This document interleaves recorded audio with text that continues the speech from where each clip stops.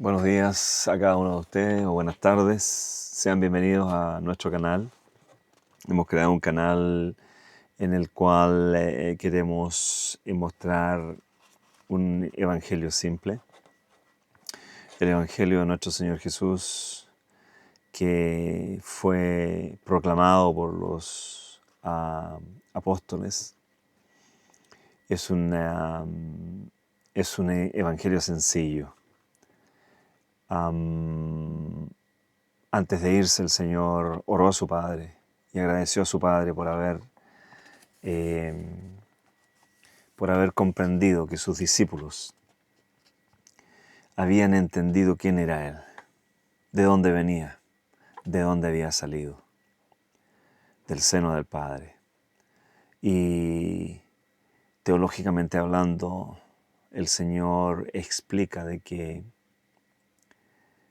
y le da gracias a Dios de que su pueblo, sus discípulos, habían entendido exactamente el concepto de lo que significaba el sacrificio, la vida y el trabajo que el Mesías había venido a efectuar aquí en la tierra. Queremos hacer una serie en la cual vamos a hablar acerca de las cartas de Pablo.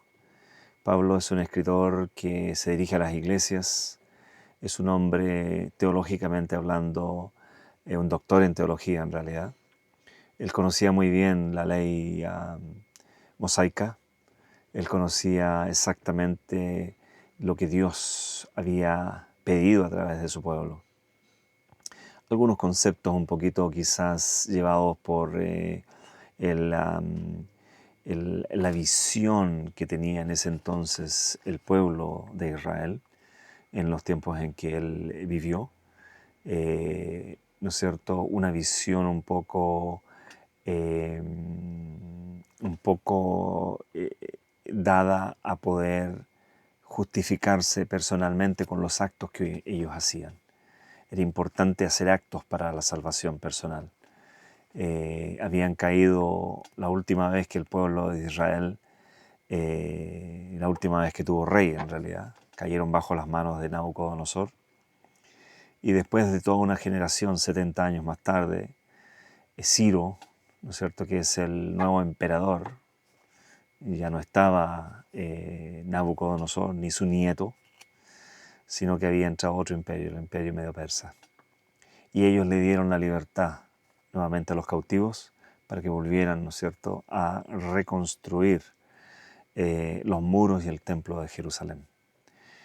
De ahí para adelante no hubieron más reyes, pero sí ellos se enfocaron en no volver a cometer los errores pasados.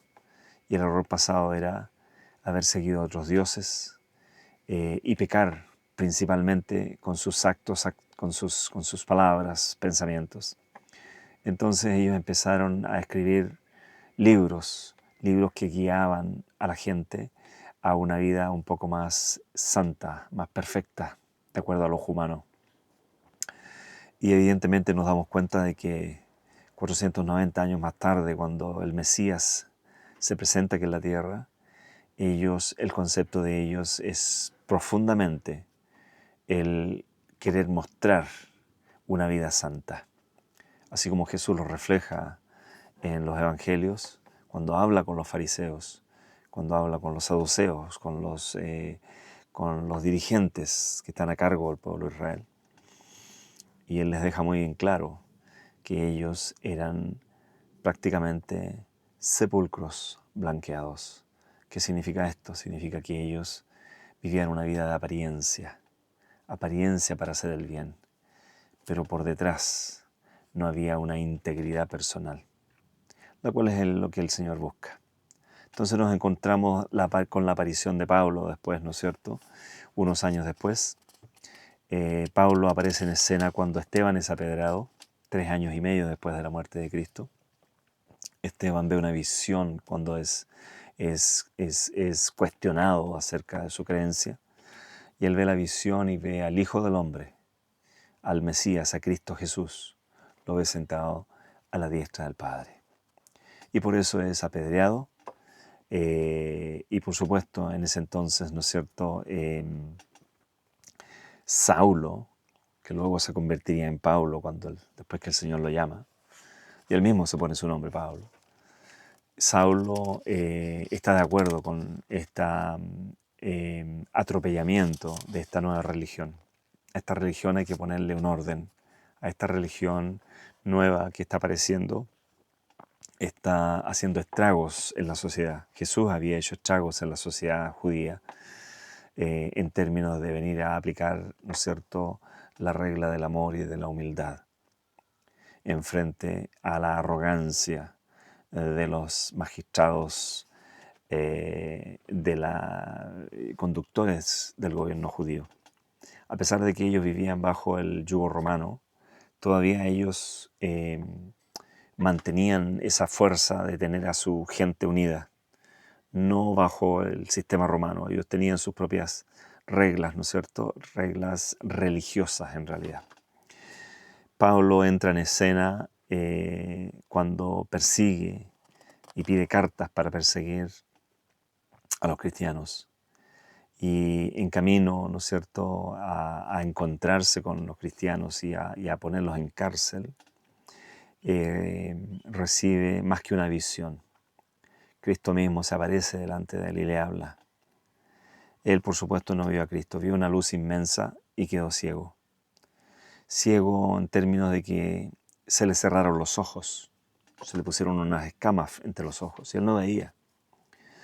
Y esa voz le dijo, Pablo, o Saulo, ¿por qué me persigues?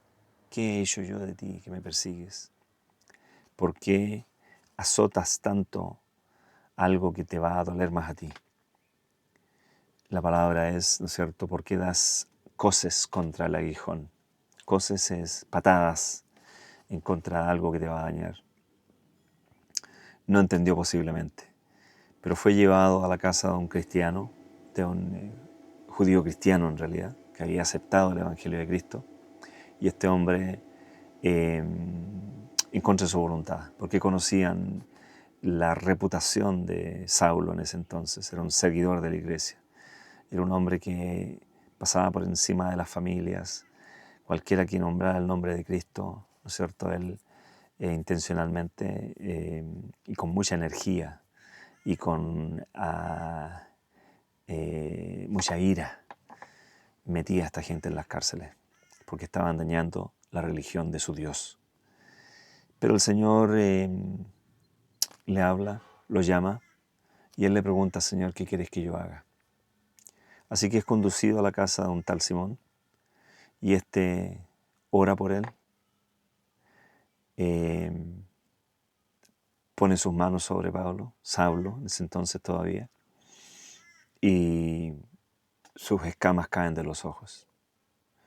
Saulo, en ese entonces todavía quedó anonadado, quedó, como diríamos, haciendo una mirada introspectiva de todo lo que él conocía.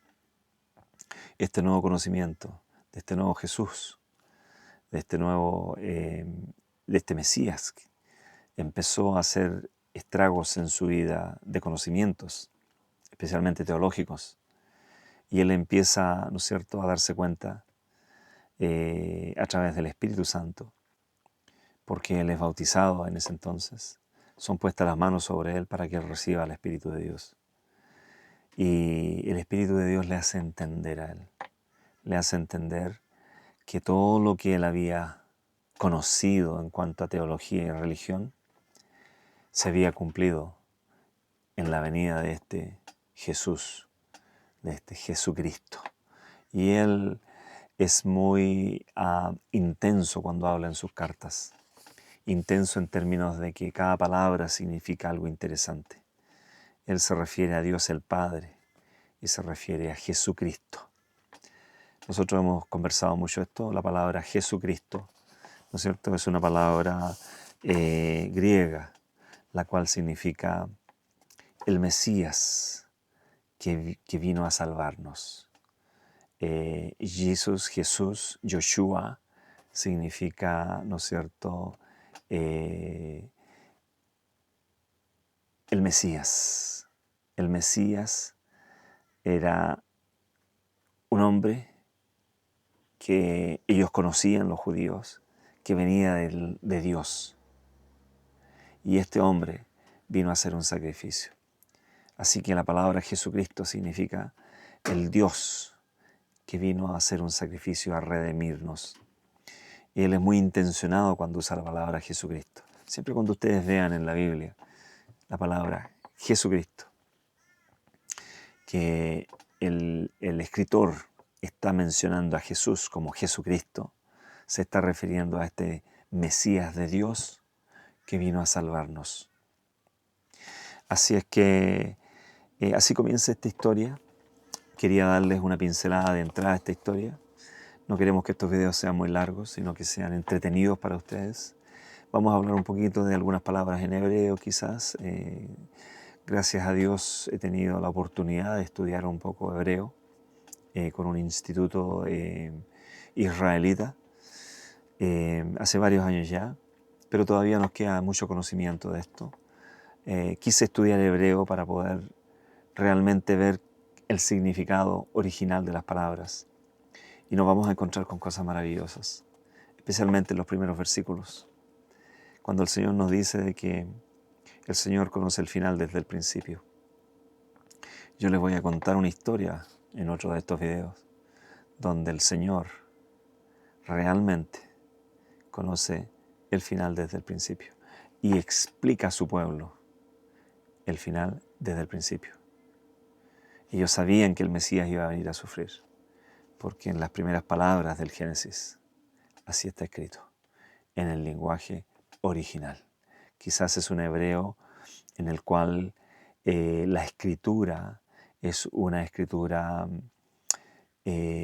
por medio de símbolos que representan una haya, por ejemplo, que representan, ¿qué otras cosas hay ahí? Hay varias cosas que son interesantes ahí, que Moisés lo escribió en el idioma ya conocido, en un hebreo, quizás un arameo conocido, pero el original antiguo en el cual se escribían esta palabra hebraica, estaba llena de símbolos. Así como los símbolos que tenemos hoy día. La A tiene un símbolo triangular, la C tiene un símbolo redondo, ¿no es cierto? La D es una redondela con un palo largo. Son símbolos en realidad.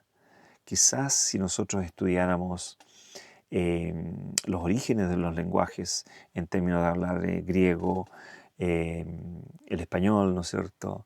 El inglés, que es una mezcla de español y alemán, y hay palabras mezcladas. Es muy interesante el tema de los lenguajes, para que ustedes podamos entender en realidad qué es lo que significaban estas cosas. Y hay algunos videos online donde nos explican, por ejemplo, el principio de los números, por qué los números, el 1 es 1, por qué el 2 es como se escribe 2. Muy, muy interesante, tiene que ver con los ángulos que tiene cada número. El 1 tiene un ángulo, el 2 tiene 2 ángulos, el 3 tiene 3 ángulos, así sucesivamente. Muy interesante. Así es como estos símbolos, ¿no es cierto?, que son nuestro castellano, nuestras palabras en español, también en hebreo, el original hebreo. A través de los símbolos vamos a encontrar que Dios el Padre está mostrando que envía a su Hijo a morir en la cruz por nosotros. En el primer capítulo, el primer versículo del Génesis. Los dejo con esto. Quiero darles un poquito anticipado para que ustedes sientan la necesidad a lo mejor de descubrir algunas cosas conmigo. Les saludo desde este podcast. Esperar que hayan muchos interesados en conocer un evangelio simple. Saber un poco de hebreo no tiene mucho que ver con un evangelio complejo, sino con un evangelio simple. Le vamos a leer la Biblia, vamos a estudiar con ustedes versículo tras versículo y capítulo tras capítulo, cosa que ustedes conmigo puedan leer la Biblia, puedan estudiar lo que Dios ha dejado para nosotros. Somos muy afortunados, porque esta generación tiene la posibilidad de tener este libro, Este libro es la Santa Biblia. Tiene algunas variaciones y en eso tenemos que tener cuidado. Pero cuando nosotros encontramos la línea fina que viene demarcando el Espíritu de Dios a través de los escritores bíblicos, nos damos cuenta de la verdad. Y sabemos cuando hay un versículo que está equivocado, está mal traducido, vamos a otras versiones y nos vamos a encontrar con que la traducción correcta está ahí. Así que, amigos, un abrazo grande.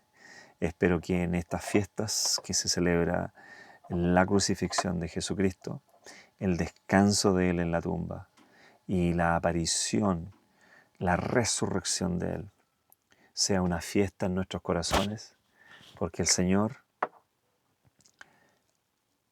ha salido a la vida, ha vuelto a la vida. Eso significa que Él tiene ahora la posibilidad, porque Él dijo, todo el poder me es dado en el cielo y en la tierra. Entonces Él tiene el poder para resucitarnos a nosotros. Si tú quieres ser salvo, tienes que tener esto que tengo aquí al frente yo. Fe. Fe es importantísimo para mover la mano de Dios.